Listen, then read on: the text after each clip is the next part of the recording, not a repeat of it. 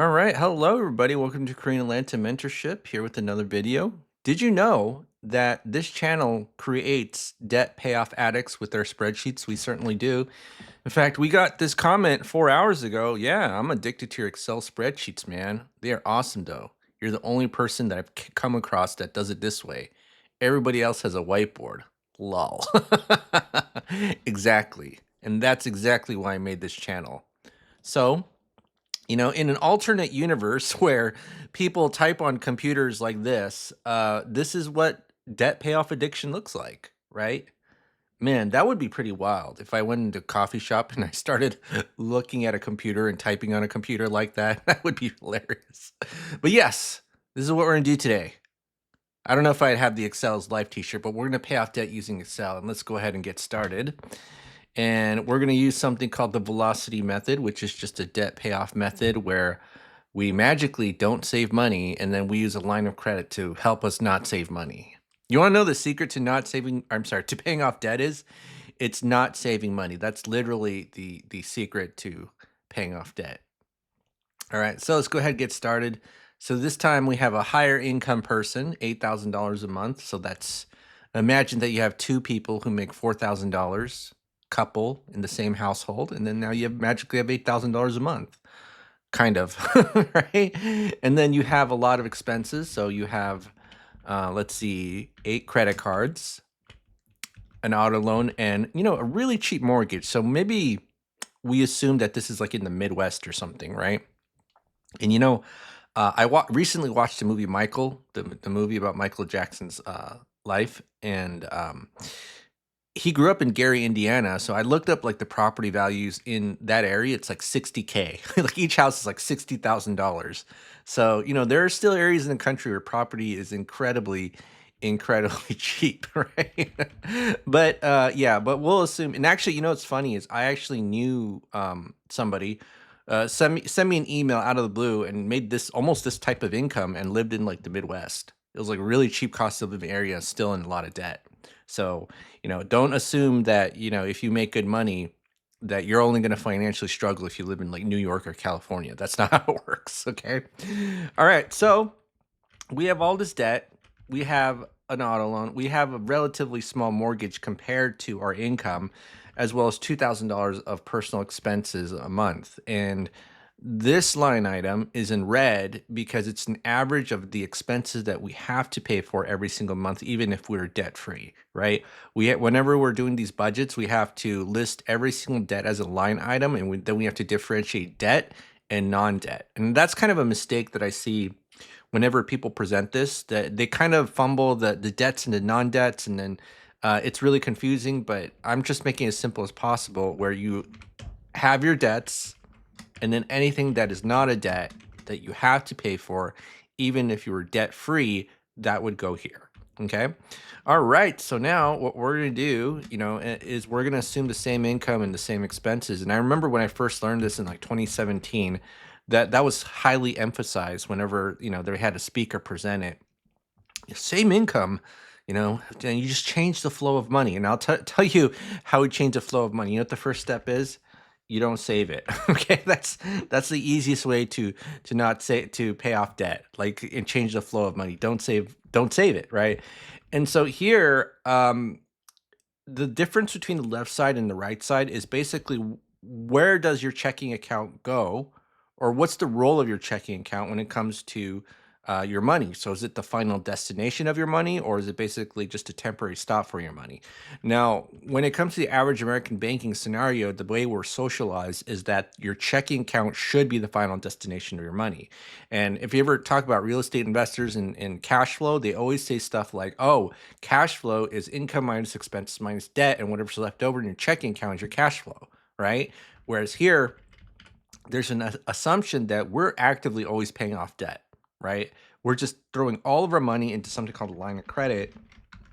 And the cash flow is essentially the amount that our debt gets reduced. Okay. So two different concepts, two different roles of what the checking account is for. And so basically what we're going to do is move debt into something called a line of credit. And if you don't know what a line of credit, it's basically a financial tool or could borrow money, pay it back, and then use it over and over again, right? That's really what a line of credit is, okay?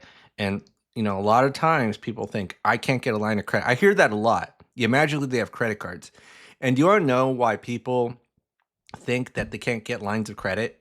It's because it's not as heavily marketed as a credit card. I mean, think about any sports game that you watch on television. I remember like I used to hear on like NBA basketball games, and I'm not even an NBA fan, but I used to watch when I shared TV with my brothers, and my brothers used to really love the NBA, or I think he still does. But back when we were kids, they loved basketball much more than I did. I remember hearing as a kid, "Brought to you by Visa," right? You remember that? That's why you could think you can get a credit card.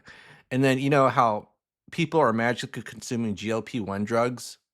Well, you want to know why? It's because you have Serena Williams or Charles Barkley saying, "I got my GLP-1 drugs," and oh my goodness, it's a miracle, right? Because when something is heavily advertised and marketed to you, you believe you can do it, right? And even if it's really expensive, like a 30% credit card, you'll just go ahead and get it. But because of personal line of credit or home equity line of credit, like I don't think I've even seen a commercial for a home equity line of credit ever, or a personal line of credit. Like I never heard a commercial that says brought to you by, you know, local credit union personal line of credit. No. they don't they don't do that, right? And so yeah, so that's basically why a lot of people think that they can get a line of credit, because people tend to buy things that are heavily marketed towards them, even though they think, "Oh, I'm an individual and I make up my own mind in my decisions," when they don't, right? But people want that illusion. Anyways, all right, let's go ahead and assume that we have a line of credit, okay, and it's going to be free and clear. Now, why do we demonstrate with free and clear lines of credit? Well, it's because if we were going to do a realistic scenario, I'm going to tell you something. Most people start out with maxed out lines of credit, and I remember I did this demonstration. It took me 1 hour and 30 minutes, and this person had 22 debts and $4.10 left over, and my mind was pretty blown when I did this, and I was like, I'm not gonna, I'd rather just show you the point about the importance of the line of credit, and we'll start fresh and clear. And they'd be like, "Whoa, like this is so amazing." Yeah, you'd realize that even if you had a free and clear line of credit, but you probably won't get it, right? And actually, before we talk about the line of credit, or deep dive, first thing I want to talk about is that there's a certain order which you pay off the debt, right? And so what we're going to do is rank our debts, move them into a line of credit, and we'll use a cash flow index to determine that. So if you don't know what the cash flow index is, just a simple formula: the debt balance, 5,000 divided by 175. So the debt balance divided the payment gives you a ranking system, and you want to pay the lowest ones off first, especially below 50, because below 50 is pretty much saying, hey, you get a lot of bang for your buck for paying off these debts, right? You get a lot of bang for your buck. And so that's essentially what we're going to do today with pay off debts and get a lot of bang for our buck. And basically this high number basically is saying that, hey, you don't get that much bang for your buck if you pay off this debt, right? So we got to pay it off, but we got to pay it off last. Okay. So really think about that. And another way that you can think about this is, hey, in order to pay off my mortgage, I literally have to give someone $235,000 for $1,100 of cash flow. I literally have to give this big amount of money for an itty bitty amount of cash flow. Why don't I just pay this 35 grand credit card off, and I'll get more cash flow from the 35 grand credit card than the mortgage, right? 235. Okay. So it's something to think about, right? But sometimes a lot of people want to focus on the mortgage because it's tied to something highly sentimental and necessary for your survival, aka your shelter, right? If you don't pay your mortgage bill, you won't have a home in a couple of months, right? But if you don't pay your credit card, it's unsecured. So they'll probably sue you, or they'll try to sue you, but they can't really take, well, I don't know what they can take, to be honest, but it's not like they're going to take your home, right? So let's just go ahead and do this. And so this is the cash flow index, right? So I'm just going to sum up all the credit cards: 5, 8, 15, 27, 37, 10, 35, And I'm going to go ahead and sum this up, and that's $137,000 of credit card debt. So let's just do this. Let's assume we have a $150,000 credit limit. Again, I just make it up so that I can make the demonstration easy, because if I show you a real life example of 22 debts and a maxed out line of credit, because that's what happens when people deal with lines of credit, they just treat it as another credit card. I'll be here forever. But let's just assume we have a free and clear $150,000 line of credit. Now, let me just kind of say one thing, because I always have to address the elephant in the room. If you have $8,000 of income and $31 left over, will the bank give you a free and clear line of credit? The answer to that is no, right?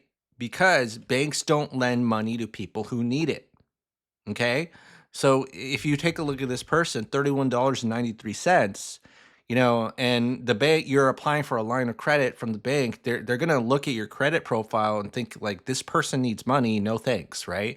Because to a bank, to a credit union, a credit union is just like a cheaper version of a bank, but, supposedly nonprofit, whatever that means. But to a bank, if they see that you need money, they'll run away from you, right? Because people who need money don't pay you back. I don't know if you knew that or not. People who need money don't pay you back. You probably know this to be true, okay? Like people, okay, they've have asked you for money. Heck, you might have done this to other people you know. They ask you for money. They say the magic words. It's because I need it. Please let me borrow it. That literally means they're not going to pay you back. That's like human translator speak for the bank, right? Banks don't lend money to people who need it. People who need money don't pay you back. See how that works? People who need money don't pay you back, right? All right. So, anyways, yeah, and I know people don't want to hear that too. Okay, and everything will cost money. Everything, even poor quality services, they cost money too. Like, it's funny how people email me and then I just say, hey, there's a cost to a service. And then they kind of get offended, or I think they get offended. And I'm not saying everybody's like this, but it's kind of weird where like I'm doing, scenarios where it's almost like walking on water and they don't want to pay like the nominal fee. I'm like, okay, if you really believe that I can help you, and if you see my 700 spreadsheets or videos over and over again, then you kind of know that you could kind of predict what I do and what I say, right? So just kind of throwing that out there. Okay, so now let's go ahead and move some debts into the line of credit, and that's $137,000, and bam. Okay, now we move these credit cards into the line of credit, and guess what happens here? These credit cards go to zero. And we literally went from $31.93 to $4,482.76 without making more money. You see, this is kind of where the addiction gets created. And if I'm in the same room as you, and you know what will happen when I show you this, I call it the poker face. We used to call it the velocity banking poker face until that word got banned by the state of Illinois. I'm not even kidding about this. They actually fined another YouTuber for using that term in connection with their business. So, um, anyways, if I were in a room with you and I showed you this $31 going to $4,482.76, I know it's going to happen because I've done this presentation before many times with people in real life. They just stare at it. They don't show any emotion, and then I know as soon as they leave the room, they're probably going to look it up. You know what I mean? Like, because you're literally going from $31 to 4,000 without doing anything, right? Except just changing transferring money into a line of credit or debt into a line of credit, right? Same income, same expenses. Instead, we just shifted our expenses, and we don't save money, and somehow this $31 turns into $4,482.76. You tell me how that works.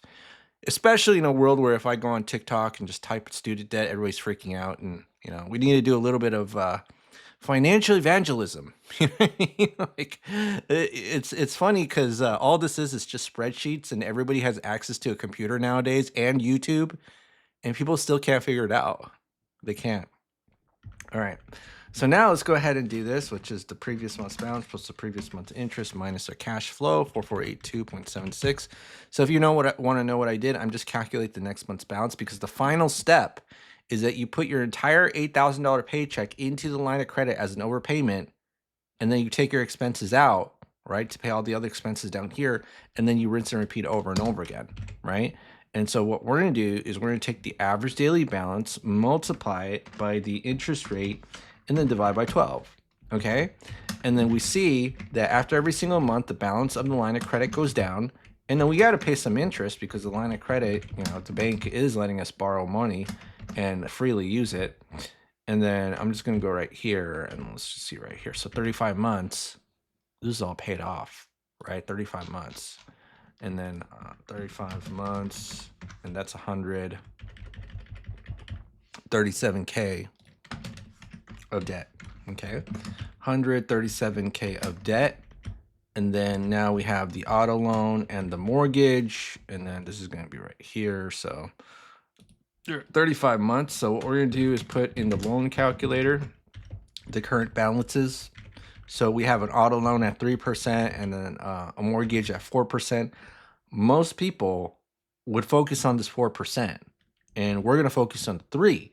Why? Following the cash flow index system, we get more bang for our buck for this $9,000, and we get $400 of cash flow. And then we apply our extra cash flow to the mortgage. All right, so now this is what we're going to do. We're going to move this to the line of credit, this auto loan, and plus 9568.69. And then now what we're going to do is increase our auto, or put this to 0, and then increase our cash flow. So our cash flow is almost $5,000 now. And then, copy and paste here. And then this will be 4878.07. And then we'll see that in 2 months, that auto loan is gone. So 37 months, we are good. And this will be 137 plus 22, and then it's 159K. All right. And then here, now we have the mortgage. So at 37 months, okay, this is going to be 0. And then now we have a $235,000 balance with a 221,000. So 235,000 original balance with a 221,000 current balance. Now, there's really 2 ways that we can pay this. We can use the default option, aka extra payments. And I will say, if extra payments works for you, just use that option, right? Now, I will present you an alternative where you could still use a line of credit. And the reason why I present an alternative is because extra payments is the default option that nobody does. It's the thing that they think they're going to do. And it might even be cheaper than what I'm presenting right now, which is, going to use an 8% line of credit to pay the 4% loan. But it's kind of like going to the gym in January. If I really loved you and care about you, and you want to lose weight, and you told me that you were thinking of getting a membership in January because it was like the cheapest option, I would tell you no, because I know you're not going to go to the gym, right? So that's just the way that I see it. So if you want another alternative, instead of extra payments, you can use a HELOC, right? And people get blown away by this because it's like, what? HELOC is 8% or 15%, or actually HELOC's not 15%. Most of them aren't. They're like 8 to 10, right? But like a line of credit, a personal line of credit is 15%, and you're going to use that to pay a 4% loan? And, kind of think about how you originally got here in the first place, right? To the left side where you got all the debt. Here's how a bank makes money, okay? The way that a bank makes money is they want you to make minimum payments over time on everything, including your mortgage, okay?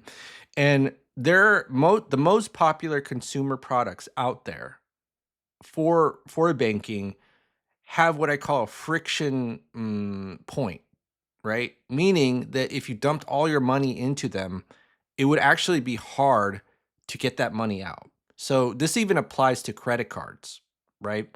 So even though a credit card is more flexible than, let's say, a mortgage or a personal loan, there's still a bit of inflexibility in there, which is why people don't overpay credit cards.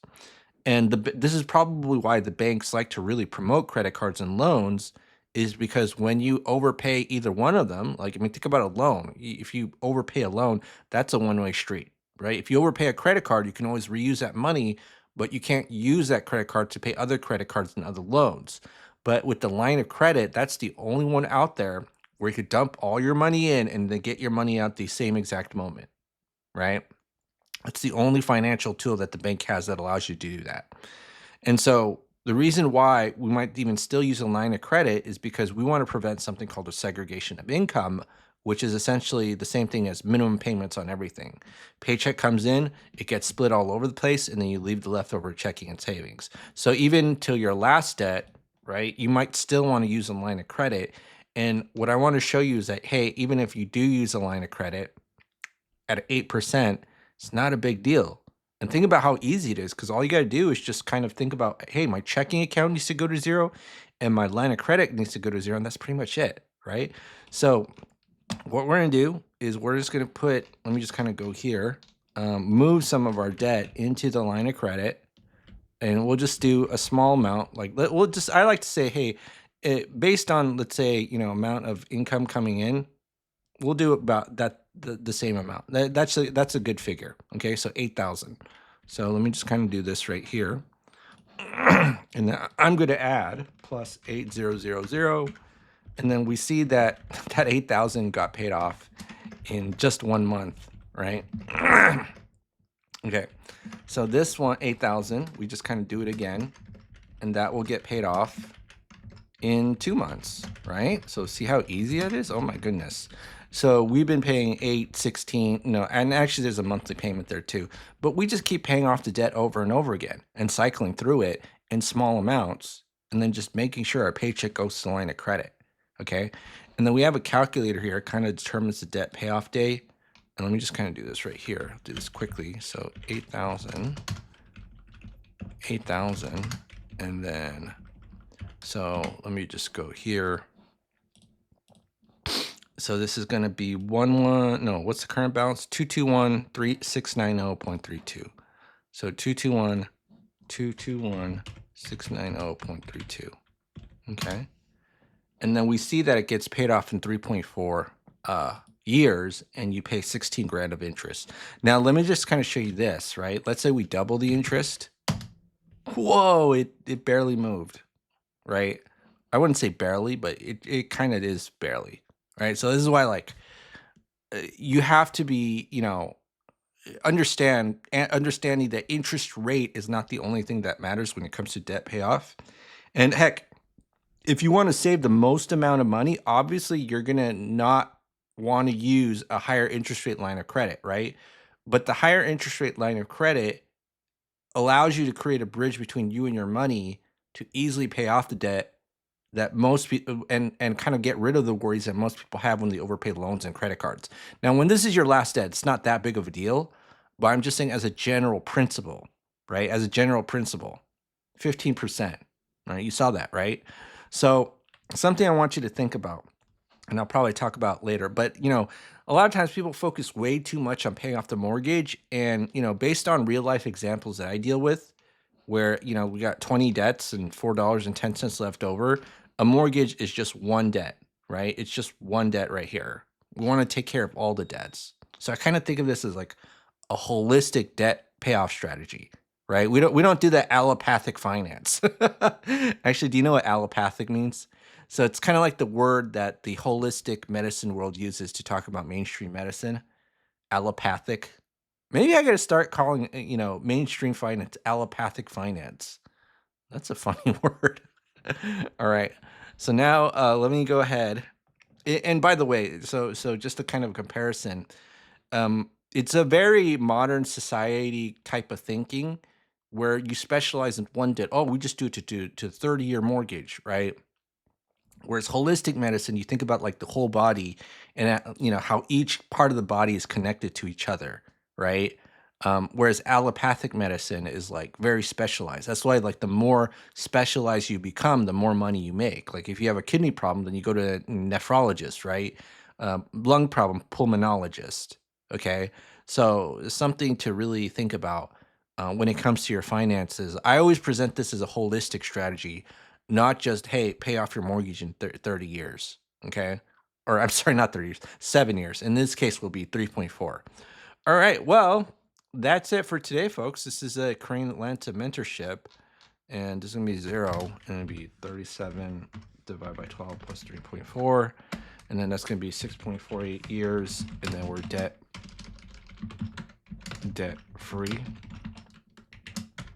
All right. So, if you want to let me know you made it to the end of the video, just type in the comment box below that I don't follow allopathic finance. If you want to know how to spell that, it's this way. And if you want to really see, just look on YouTube, allopathic, right? Allopathic, conventional or Western medicine. I don't I don't follow allopathic finance. That's the key word of the day. All right, have a great day, everybody. I'll see you on the next video.